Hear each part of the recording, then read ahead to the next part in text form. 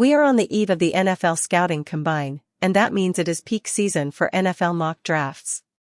And no one has made the mock draft such a fixture in American sports, quite like ESPN guru Mel Kiper Jr. Kiper, like many who have been putting together mock drafts in recent weeks, has seen a shift in how teams are viewing the quarterback spot among the incoming class of 2025. While, at one point, Colorado star Shedeur Sanders was very much in the mix to be the number 1 pick, he now appears to be QB2 in this draft, behind Cam Ward.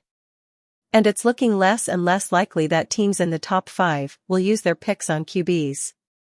That's opened the way for the Raiders, to whom Sanders has long been linked, to select him at number 6.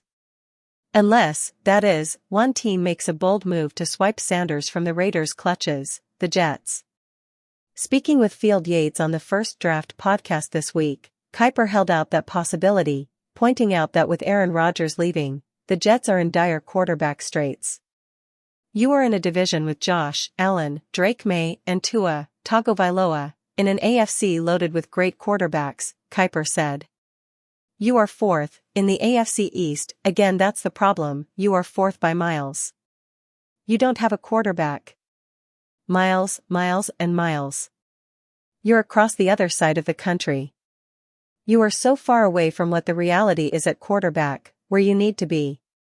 So you gotta get a quarterback. Shedeur Sanders, he's dropping to the Raiders.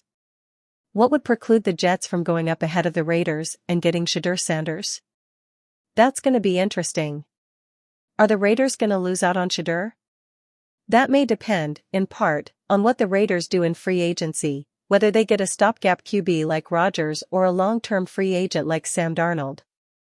If not, Sanders is their guy unless the Jets trade up, presumably from number 7, to the Jaguars' pick at number 5.